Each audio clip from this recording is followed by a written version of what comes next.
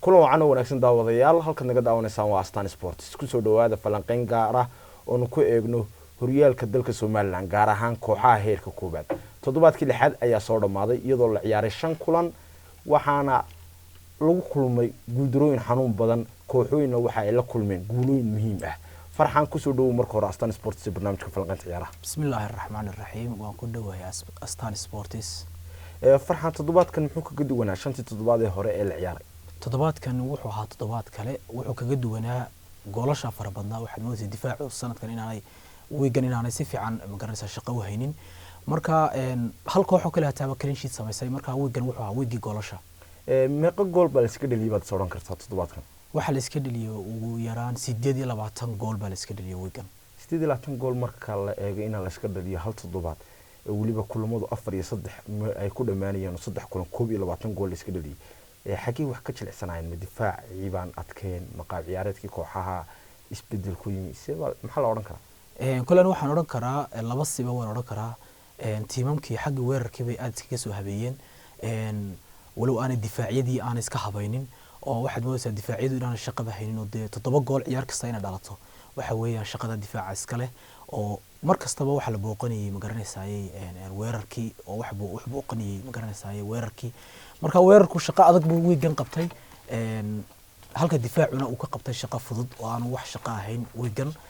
ciyaar kasta waxa la kala dhalinayay 7 gool ugu yaraan waaga kulanka koobaad hadan eegno kooxda wasaaradda horumarinta maaliyadda ayaa guul muhiim ah ka gaadhay kooxda hay'adda duulista kulan ku soo dhamaaday 4 iyo 3 kooxda wasaaradda horumarinta maaliyadda maxaa u sahlay baa la soo oran karaa guushan marka laga yimaado qadarta rab marka laga yimaado qadarta rabbi horta weegan maaliyaddu iyadoo wadada guusha soo haysa horta nasiib baa number 1 ka ahaa oo magaranayay iyadoo duulistu ay gacan sareysay hadana ciyaarta waxaad moodaysay maaliyaddu markii dambe inay bedeladii ay ku faa'iideen sida bahdoon oo kale markii ciyaarta wax badan uu ka bedelay marka waxa mar walba sababta iskale macalinka oo dadaal iyo juhdi galiyay ciyaarta akhriskeeda macallimiintu waxay isku dhaafayaan waxa weeyaan aan weeyga ma daawaninay ciyaarta waxay saarayaan focuska halka macallimiinta qaarna ay focuska ka saarayaan amba garsoorka ciyaarta haya amba gudida meesha fadhida ay qaar culays saarayaan laakiin macallimiinta mar walba ciyaarta culays ka saara waxay keenayaan bedelo fiican waxay sameeyaan ciyaarta akhrinayaan inanka xanaaqsan ma garanaysaa is leeyihiin casaamuqa way saarayaan inanka daalan way saarayaan ciyaartii baa u fududaanaysa laakiin hadda garsoorka iyo banaanka ku mashquusho ciyaartii ku dhaafayso ma akhriyi karaysid ciyaartii marka waxa u saashay leedahay macal iidaanya kooxdiisa geemku ayuu akhristay isagoo kulanka guul muhiim ah ka gaaray kooxda hay'adda duulista hay'adda duulista hadan ilmano kulanka iyaga ka qacan sareeyay istuudhig baa ka muuqday iyagoo waxay isku haysteen inay guush leeyniya kolley bedeladaas lagu kala badiyay oo aan waxa isleeyahay hay'adda duulistii hawada inankii difaaca ahaa ka baxay xagga dambe ugu ciyaareen numberka lagu qabsaday marka uu goolka sida u dhaliyay baa laga saaray kolley sabab magaranaysa xidhiidhka weeyaan oo numberka khaldamay marka numberkii ka go'ay inanka dartii baa loo saaray isaga loo bedelay difaacii baa ku furmay bedel u fiican oo fadhiyina mu jirin marka sababahaas ayaga laftarkooda ku keentay wiiqitaan iyo macallinkii oo aan wax bedel oo badan aan sameyn macallinku meenay ahayn marka uu saaray Naasir ama uu baxay inuu bedelka si akhristo isagoo natiijo wanaagsan haysta way tahay oo difaaci kugu fiicnaaba laga saaro waxa ahayd nin kale oo difaaco adag inaad soo gashato meesha oo si uu garasay meeshii u xidho way gool baad leedahay ciyaartu waa ciyaar weyn maaliyadu kala ku weerarayso oo weerar fiican wadata iyo dhex fiican marka inaad mar walba joojiso ayay ahayd oo difaac fiican aad kulanka marka labada macan iyo labada qaab ciyaareed kooxeed maxay ku kala duwanaayeen baad oran kartaa horta ciyaartu waxay weerar iyo weerar celis ciyaar furan oo fiican oo toddobaadkan ciyaartii ugu wanaagsaneed baan oran karaa anigu nimankan maaliyaduna aad bay iskugu xidhnaayeen oo kubadda dhulka soo dhigeen oo kubadda laagayo baxay saamay jirin nimankan duulista hawaduna iyaguna sidaas oo kale kubadda laagaya ma jirin goolkiibarka soo bilaabay ilaa iyo weerarkaas ku tagisay marka waxay ahayd ciyaar labadooduba furan oo markasta waqti kasta gool baa dhalin karay waa hagaag intaan kaga imanno kooxda wasaaradda horumarinta maaliyadda waxa ciyaartii markay dhamaatay dareenkiisna la wadaagay macalinka kooxda wasaaradda horumarinta maaliyadda iidan bismillaahir rahmaanir rahiim binda iyo saaxiibkay cameramanka waa aad baad mahadsantihiin wallahi horta alxamdulillaah ilaahay baa mahadle mar labaadka waxaan u mahad celinayaa tiimkayga dhalinyarta wallahi de guul weyn bawlaal aad bay noogu adkay ciyaartani runtii saan moodin way nagu waqo weyday annaga goolan lagu lahaa haddana alxamdulilah daqiiqadii ugu dambeysay baanu goolka keennay waxaanay ahayd naadiga horyaalka haya majaraha u hayaanu la ciyaaranaa toddobaadka dambe daasuwaay baa keentay inaanu ku dadaalno inaanu badino marka alxamdulilah walaal waxaan ku faraxsanay mar walba inaanu annagoo aanu noqono dadka xagga hore ku jira insha allahu tacaala afraad baanu ku jirnay maalintii dhaweyd insha allah imikana waxaanu doonaa haddii ilahay dhaano xagga hore galla biidni ilaahi kariim walaal biindha aad baa masantaha waa hagaag intaanu kaga imanno hadalkii iidan kulan kaloo xiiso badan baa jiray waana kulankii u dhexeeyey kooxda dowladda hoose iyo kooxda ganacsiga kooxda dowladda hoose ayaa weli sii wadaa hogaanka horyaalka iyadoo 16 dhibcood ku hogaaminaysa waxaanay ku badiyeen 3-0 kooxda ganacsiga dowladda hoose weli hogaanka ay haysaa iyadoo 16 dhibcood haysa wax guuldarana lama kulmin hal kulan barbardhac ay la galeen kooxda ciidanka asluubta kooxda dowladda hoose isbedelka ka muuqda mid nooceeyu kula eegyahay dowladda hoose horta weli guuldaro may arkin hal ciyaaro bareeja bay galeen horta nimankan waa dad imika si fiican macalinku u manage gareeyay oo si fiican ula socda ciyaarta macalin weyn weeyaan sidaan hore ugu sheegay game-kana uu maalintii dawad ciyaarayay walow ay dad badan nimanka kale ka maqnaayeen caraba ka dhaawacnaa caag ka maqnaa awil ka maqnaa yarkii kale maxamuud ka maqnaa rag badan baa ka maqnaa misteegyada ma garanaysaay lagaga dhaliyeyna goolasha waxa ahay misteegyada dee aad u khaldan oo goalkeeperku inta badan khaladka iska lahaa walow ina yar yahay marka dowladda hoose waxay weli ku jirtaa wadadii guusha oo system fiican ba haystaa dee ma garan karo waxa soo socda laakiin hadda waxaan leeyahay waxay haystaan wadadii guusha dhaxda waxa la arkay 3 ciyaarto oo mahad uu ku soo galay ciyaarta isagoo ay ku helinayaan Khalid Cali iyo Abaadir isla qabsigooda ka waran qaab nooc ku leeyahay waxay ahayd maalintii ugu wanaagsaneed ee ciyaaraan oo anigu dee intii imka 6 game la soo dhacay wax ugu fiicnaa weegan dowladda hoose waan ku lahaa way badinayaan oo waxa laga yaabaa in gool dhaliyaan laakiin se weegan waxa isku darsadeen in kubadana haystaan waxa isku darsadeen in goolna dhaliyaan waliba systemka ay u ciyaarayeen baa ka duwanaa systemkii dowladda hoose looga bartay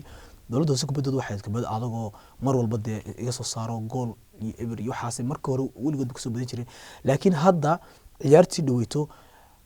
maxamuud goofindhe ilaa iyo cumar awgeedi waxay ciyaarayeen kubad isku xidhan waxaana sabab u ahaa 3 nin dhexda ka ciyaarayay oo ah mahadnayl iyo Khalid Cali iyo Abaadir oo farsamo yaqaan aad arkayso inay yihiin niman farshaxan kubadda ku raaxaysanaya meesha doonaan geeni difaaca la ciyaar dhexda la geeniya goalkeeperka u furanaya marka maalintii dhaweyd waxaad moodaysaa inay isla jaan qaadeen nimanka dhexda ahay waa hagaag dowladda sintaan ka gaamano ganacsiga guuldarooyin sida tusbaxa u furmay ayaa ku dhacaya waana guuldaradii kale xigtay ay kaga kulmaan kooxda dowladda hoose xagee ibtiladu ka haysataa wad isleedahay kooxda ganacsiga iyo macalin kooxda Yaasiin Abayar horta waan ku sheegay macalinku team buu haystay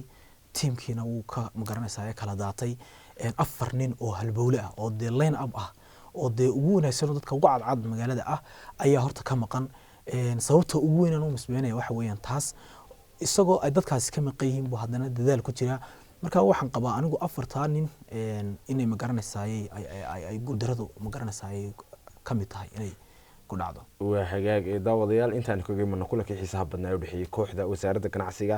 iyo kooxda dowladda hoose kulankaas ayaa ku soo dhamaaday 3-0 guusha ku raacday kooxda dowladda hoose waxa dareenkiisana la wadaagay macalinka kooxda dowladda hoose macalin Diradhaba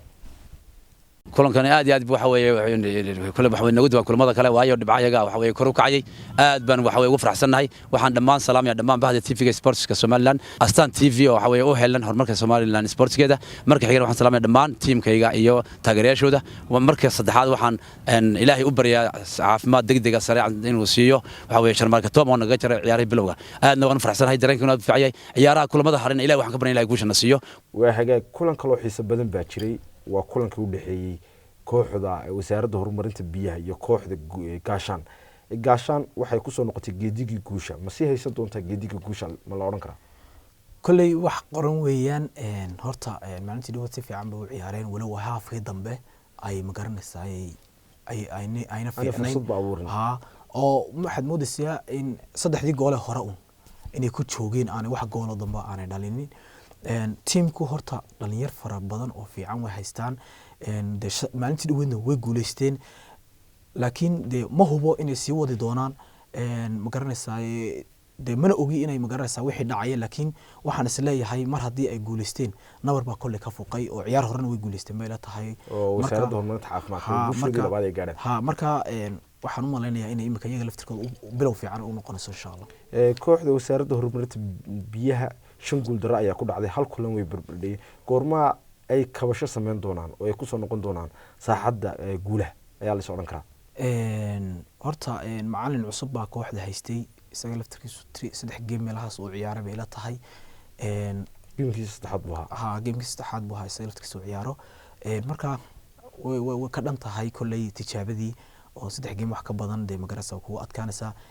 game dambe umaynu isaga shugi insha Allah marka kolley kooxda biyuhu wali waxaan u maleynayaa inaanay magaranaysaa horta weerarkooda de waxa weeyaan aan jirinba waxaan yaro kaliya baa weerarkoodu ugu fiican oo isagu gool dhalin kara target sameyn kara weerarkooda xagga strikerkana aad bay uga liitaan nimankaas marka dhibta halka ka haysata waxay waa dhameystirkii oo inta badan falanqayntan waxaad ku soo celisay in kooxdaas u dhameystirka aanay roonaan laakiin dhaxda iyo difaacoga musu la haysta كل دفاع عود واحد كير مقطع مقرن الساي وواحد كير مقطع إنه يدبع سيهين لكن تيمك كلا واحد بدن مسي مقرن الساي مسي ديرة هل كان واحد سلايه ويركا وما كير حن بس لايه وحجاج dhanka kale haddaan eegno kulan kaloo xiiso badan baa jiray oo 4 iyo 3 kusoo dhamaaday waana kulanka u dhexeeyay kooxda caafimaadka iyo kooxda ciidanka asluubta caafimaadka ayaa guushoodii ugu horreeyay ka gaaray kooxda ciidanka asluubta iyagoo 6 kulan ciyaara caafimaadka isbedel noocyo ah ka muuqda caafimaadku horta bilowgii horyaalka iyo maalintii u dambeysay isku sibay u ciyaarayeen oo wali isbedelkoodu ma taqaanaayay wali waxba ismay ka bedelin si fiican bay u ciyaarayeen maalintii koowaad oo in ku sheegay maalintii u dambeysana si fiican bay u ciyaarayeen marka iyaga waxaad moodaysaa in akhrinta ciyaarta inay ka yara magaranaysaa qaldan tahay dhamaystirkuna inuu ka yara lunsan yahay waayo inamada dhexda ka ciyaaraya si fiican bay isku haystaan oo si qurux badan bay sidii magaranaysaa dawladda hoose oo maalintii u ciyaarayeen si ka si fiican bay iyagu wada ciyaarayaan oo maalintii kooko ka maqan bay hadana arkaysi si fiican inay ciyaarayaan oo Xasan iyo Farxaan ay isla heleen dhex fiican iyo Xamse Yare marka nimanka caafimaadku team fiican weeyaan kubadoodu way qurux badan tahay dhamaystirkii maalintii dhaweydna way iska dhamaystireen iyaga laftirkooda difaacaas baad moodaa inuu magaranaysaa uu ku yar jiro shaki yar ku jiro difaaca marka difaaca labada garab baa mise difaaca labada dhexe difaaca labada garab iyo difaaca dhexe hal qof ah bay u baahan yihiin nimankaas marka ayaan la mid caawiso ayaan la marka hore waxa ag taagnaa Skribulo imkan ciyaarto kala ag taagnaa keeba si wanaagsan isku haystaan baad socon horta waxa weeyaan marka ku leeyahay difaaca waxa weeyaan isku xidhkooda maaha shakhsiga maaha qof hebel inuu la ciyaarsiyo laakiin isku xidhka sida ay iskula haystaan uu difaacu muhiim ku yahay muhiim maaha shakhsigu inuu ciyaaro laakiin waxa muhiim ah inay afartan isla haystaan offset-kooda baxayaan dadka isku system u wada raaci karaan taasa muhiima inamada taasa ka maqan ayaa waa ninka imika difaacyada aan isla yahay waa ugu fiican yahay kubadda ninka ilaahay dhulka soo dhigay aan baqanayn kubadda kalsooniga ku soo ciyaaray baan qabaa waa hagaag dhanka kale haddaan eegno kooxda ciidanka asluubta guuldaradii ugu horreysay ayaa ku dhacday iyagoo 6 kulan ciyaaray guuldaradan maxaa u sabab loo oran karaa maqaab ciyaareedkay ku soo galeen mise iyagoo kubadda lagaga awood sareeyay horta kubad lagagama awood sareenin oo si fiican bay u ciyaarayeen goalkeeper-ka ma garanaysaa nimankaas maalintii kaga dhacday ma garanaysaa wax inaan filayn inankii saacada goalkeeper-ka labaad u ahaa baa ka dhaawacmay oo xanuun yar ku soo booday boqolana dawaab ka ganaxnaa marka Bedri baa nin ciyaartooy buu ahaa oo isagu muusaf gareyn karin ciyaarta ma garanaysaa inkastoo dadaalkiisa uu fiicnaa anu aan qabayba goalkeeper si fiican buu danin aan professional ku ahayn chance badan buu qabtayba oo gool noqon karo isagu badbaadiyay baan qabaa haddana de goalkeeper-kii caadiga markuu ku ciyaarayo inamada ciyaaraya kalsoonida ka maqnaanaysa markuu maqan yahay laakiin markuu ciyaarayo way ogaanayaan in uu goalkeeper ku jiro laakiin waxaan qabaa inay inamada baawarkii badnaa uu kala baxay ma garanaysaa ganaaxyadii dhawaa oo liibaan baa ka maqnaa macalinkooda Cabdiraad baa xagga sare ka saarnaa marka Xamsa ka maqnaa marka ciyaartu waxay ahayd de ciyaar cabsi ku dheehan tahay oo de nimanka kalena de caafimaadkuna de waa niman dhiirin waxay doonayaan inay guul fiican gaaraan iyagoon hore ma garanaysaa ku adkeyd inay guuleystaan marka ciyaartan waxay ahayd ciyaar baqasho ku jirto de nasiibkiina wuxuu siiyay caafimaadka inay guuleystaan kooxdan koox baa ka horeysay oo iyaduna aan guuldarooyin arag oo waxay ahayd kooxda ganacsiga kooxda asluubtu waa tan imika guuldaro aragtay asluubtu ma noqon doontaa guuldaradan mid ay ku dhacday tusbax ma malaynayo waayo team weyn weeyaan oo macalin fiican joogo ma malaynayo tusbax inay ku noqon doonto waayo dadka haystaana waa dad ma garanaysaa yaryar oo aan de kala dhicinba walow ganaxyo badan ku dhaceen marka wardi casaan buu ka qaatay wardina casaan buu ciyaartan kaga maqan yahay walow dhaawac buu kaga maqnaan jiray awal dad badan oo kale oo soo kacayaan ciyaar dambe ciyaar adag bay noqonaysaa kale oo goodir la ciyaaraya laakiin se waxaan halka ku darayaa haddii mataqaana ciyaartu ay dhamaato waxaan leeyahay dhalinyarada discipline-ku waxa weeyaan waxa koowaad ee ma garanaysaa game-kan lagu ciyaari karo ciyaartu mar hadday dhamaato go'aan garsoorku gaadho gudiduna gaadho go'aan inaad waxa fiican ka soo baxdo waayo waxaas oo kale kugu dhacaya imika asluubta waxa ku dhacay waad arkaysay rag badan baa laga ganaaxay sababtan waxa keenay waxa weeyaan maalintii dhawad wixii ay sameeyeen baa lagu ganaaxay marka waxaan leeyahay dhammaan 10ka tiimba ha galaafanin ma garanaysaa ciyaarta iyo ha galaafanin ma garanaysaa horyaalka waayo discipline-ku wuxuu ka qayb yahay ciyaarta haddii aad imika wad arkaysaa cid ciyaarta la leeyahay imika gool hayaashii baa ciyaartooyda isku beddelay marka waxa weeyaan halka waxaan leeyahay ciyaartooygu ha ilaaliyaan ciyaarta hadday dhamaato ha ka baxaan ciyaarta oo ma garanaysaa iska aamusaan wax kale bixitaanka kaliya 3 ciyaartooy baa casaanka ka baxay oo ciyaartooy ciyaara kooxda caafimaadka ciyaartooy ciyaara kooxda ciidanka asluubta iyo ciyaartooy ciyaara kooxda waaxood way hagaag intaan kaga imanno kulankii xisaab badnaa u dhaxeeyay kooxda caafimaadka iyo kooxda ciidanka asluubta macalinka caafimaadka jaamac ayaa la wadaagay Astaan Sports ciyaartu markay dhamaatay dareenkiisa درساق aad maasantay marka koowaad horta Astaan Cable TV aad baan ku mahadnaqayaa alxamdulillah rabbil caalamiin guusha waxa weeyaan maanta gaadhnay waxa weeyaan waa ilaahay ugu xamdi naqanaa markastaba aad iyo aad ugu faraxsanahay kulli qaab ahaan iyo boos ahaan waxaan qaaban ku bedelnay oo waxa weeyaan shaxaydan wax ka bedelnay iyo walaal waxa weeyaan qadarka ilaahay waxa weeyaan iyagu maqnaasho badan ugu jiraan haddana waxa weeyaan aan culays ka saarnay bal horta inaan guul gaadhno ilaahay inuu noo suurto galiyay alxamdulillah rabbil caalamiin baan leeyahay insha Allah bidnaa kariin tan waxaan noqon safariin aan waxa weeyaan aan liiga ku tartamano insha Allah bidnaa kariin waxaan noqonnaa kuwa ku guuleystay geemka ayaan rajaynaa liiga hadduu ilaahay ka dhigo waa hagaag daawadeel intaan kaga imanno macalin jaamac kulan kale oo xiiso badan baa jiray waa kulankii u dhaxeeyay kooxda goodir iyo kooxda waaxool goodir weli guul daro lama kulmin 6 kulan ayay ciyaartay kulankana 4 iyo 3 ay kaga badiyeen kooxda waaxool farxan kulanka intaanan gaarin labada kooxood waa daawanaysay kulanku wuxuu ahaa kulan weerar iyo weerar celis dhisminay labada kooxood ay isku furnaayeen bal kulanka maxaa kaaga soo baxay kulankan wuxuu ahaa kulan horta fiican oo si ma garanaysaa kubaduna way adkayn walow ciyaartu ay u badneed buuq oo aad moodisay ma garanaysaa in dhalinyaradu aanay ma garanaysaa badee bislayn maalintii dhaweyto shalay ahayd ciyaartu buuq badan bay lahayd oo ma garanaysaa waad arkaysay sidii ciyaartu u socotay gool badan waa la kala dhaliyay oo ciyaar furan bay iska ahayd horta waxaan tacsi u dirayaa walaalkay Abshir oo hooyadii ay ku dhimatay magaalada Hargeysa Allahu naxariisto kooxda Goodir oo ciyaartu uba baaqan gaadhayba markii dambe la isku afkartay in la ciyaaro Goodir waxa ku dhacday geeri sportska dhan bay ku dhacday marka ciyaartii inamadii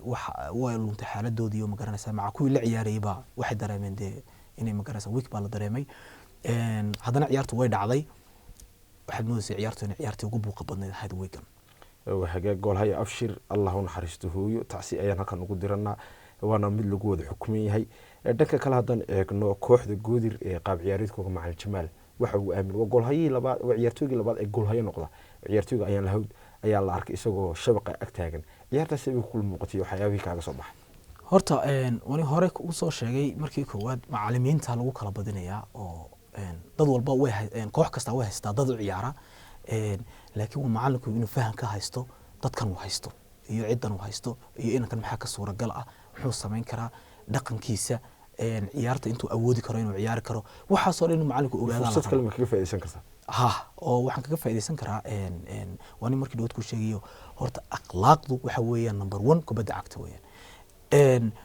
ciyaartii waxool waxaad arkaysay labadii inanay xanaaqay midna wuxuu ahaa Riin midna wuxuu ahaa Nimcaan Yare ciyaarta labadoodu way kiciyeen oo foul badis bay sameeyeen iyagaas ku fiirsanayeen way isku dhacdhacayeen challenge ba ka dhaxaynay marka waxa ahayd ciyaartu labada nin in laga wada qabto si ciyaartu u degto hawshana u socoto ciyaartana u socoto labada macallin fahankoodii baa waxay kala noqdeen midna uu la xajalaystay inanka wuxuu sir iska daa midna inankii buu saaray marka Riin buu saaray macallin Jamaal Riin markuu ciyaarta ka saaray nin kale oo dhex soo gashaday ciyaartu way xasashay marka Riin way ka nasteen Riin farsamo badan weeyaan isagana waa laga xanaajinay waa lagu keenay in ma garanaysa barshar baa lagu saaray inuu xanaaqo intaanu xanaaqin marka la saaray isagoo yellow card qaba nimcaan bay ahayd markaa in isagana qaybta kale laga qabto sababtaa yellow card buu haystaa waana ninka keli hatay kubadda u dila kooxdan oo kubad burburiyo fiican weeyaan si fiican buu magaranaysaa ilaadkiisu fiican yahay baaskiisu fiican yahay laakiin uu xanaaqay marka waxa hal faawal baa u haray waliba laba faawal kale laga daayay hal faawal baa u harsanaa marka in laga saaro un baa ciyaarta amba loo yeero lagu dhaado wax ku damba ku maarnays deji lagu dhaado oo macalinku ka deji ha marka labadaas lagu kala badiyay anigu yaan qabaa waxaan xasuustaa 2020 kulankii u dhaxeeyay Soonya Waaxool iyo Goodir ay ku dhameeyeen 2-1 in ciyaartoy Riin uu casan qaadanay saas oo kale ahayd sadirteed macalinku uu ka saaray ciyaarta si ay u ciyaarto dugmada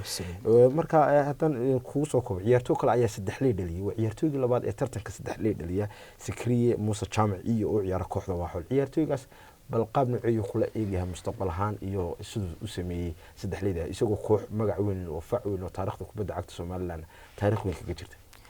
horta Sakariya iyo waa waxa weeyaan nin professional oo aad u fiican oo yar oo waliba da'diisu yar tahay dadka ugu yar tartanka ciyaariyo kamid yahay wuxuu sameeyay horta fursado aad u cajiib ah oo orodkiisa iyo laadkiisa iyo farsamadiisa way wada socdaan ma sha Allah maalintii dhurtay isagoo horta maalmihii xitaa laga badinayay si fiican u ciyaarayay isagoo laakiin waxaad moodaysaa inaanu wali garoonka uu ku yar cusub yahay oo da' yar yahay laakiin shalay toole wuxuu muujiyay awoodiisii oo dhan oo ma garanaysaa si qurux badan buu ciyaaray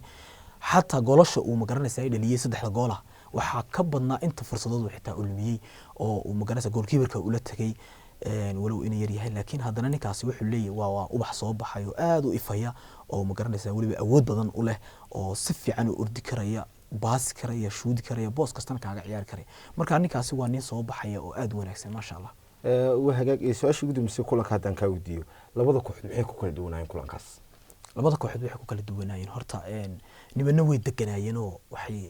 ciyaarayeen kubad degan oo ma faawlkoodu way yaraayeen nimanna way kacsanaayeen xamaasadooda aad u kacsaneed kubadana keenaysa walo ay yaraayeen haddana nimankaasi waxay de spirit bay ku jireen waxay ku jireen dagaal bay ku jireen marka taas darteed oo ciyaarta lama dejin oo haddii la dejin laana waxaa qabi lahaa natiijaduna si kale u dhici lahaydba oo nimankan waa xool kubadoodu waa kooxaha ku sheegay ay kamid yihiin nimanka ugu kubadda fiican nimanka horyaalka inta socdo kubadoodu dhulka taalo kubad fiican ciyaarayaan wala mistake ay galayeen inay yihiin halfka damarka la soo noqdo in baad moodaa inay ma garanaysaa xanaaq iyo kaarar ay ku baxayaan oo qaadanayaan marka saas lagu kala doonaa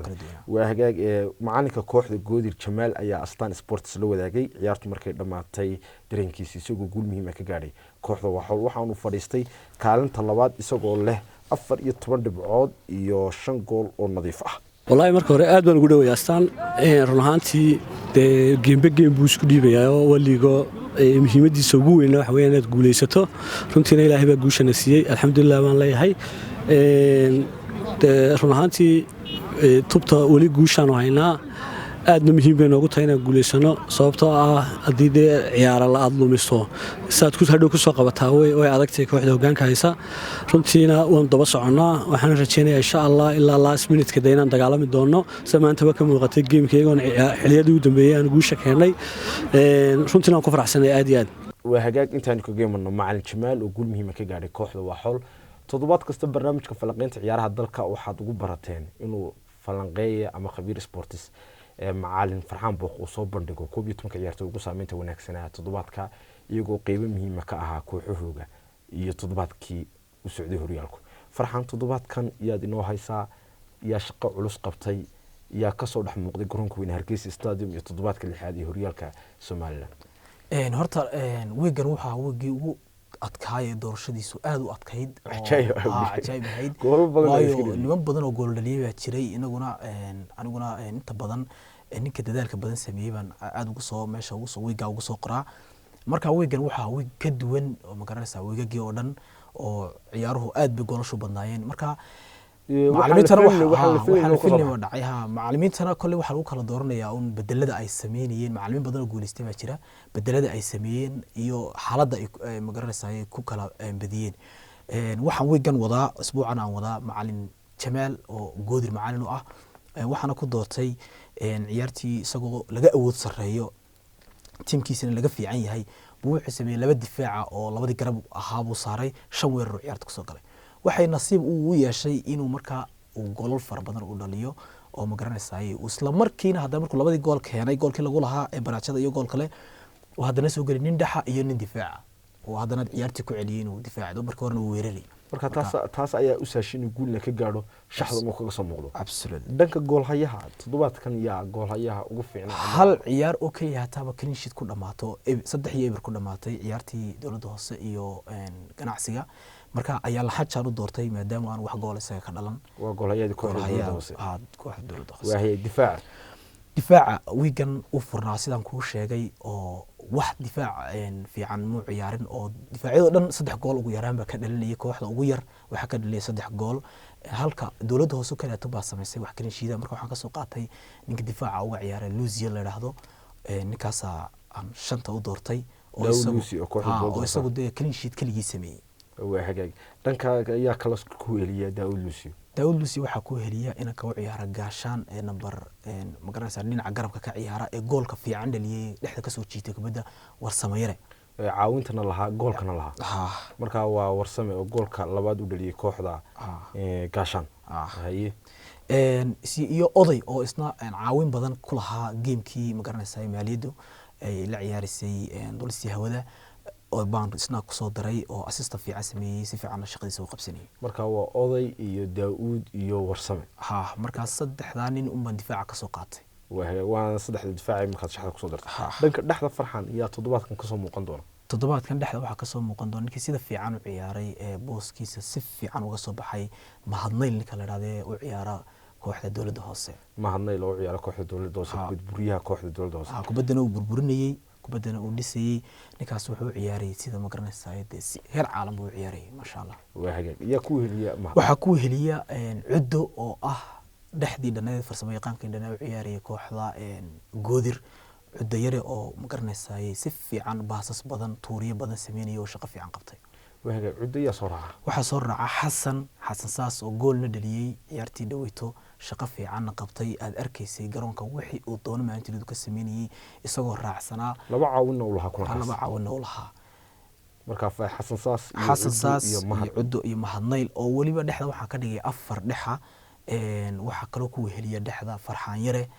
Farxan Bogba loo yaqaano oo ciyaar kooxda caafimaadka labadan nin baan caafimaad ka soo qaaday waayo shaqada ay labadan nin qabteen shaqo adag bay ahayd Farxan Yare oo isna gool aad u qurux badan dhexda intuu ka qaatay to ninka boobay difaacina u gooyay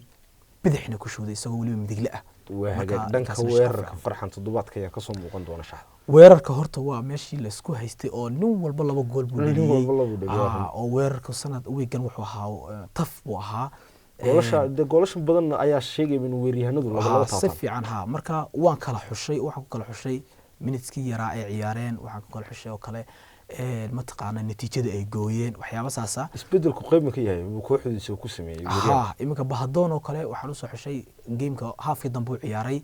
2 gool oo muhiim oo natiijada gooyina uu u dhaliyay saasan isaga Bahadoon strikerka uga soo qaatay waa ku heliya Bahadoon ku heliya ninka la yiraahdo muxuu ahaa Sakariye iyo oo ahaa ninka saddexleeda dhaliyay weegan ninka kale hatay 3 dhaliyay buu ahaa oo shaqo fiican kooxdiisa qabtay walow laga badiyay haddana wuxuu qabtay shaqo isagu dheeraad oo nafsiyana ayuu qabtay markaas sidaa darteed baan isaga ugu soo doortay waa hagaag dhanka kale ayaa ku heliya weerar waxa ku heliya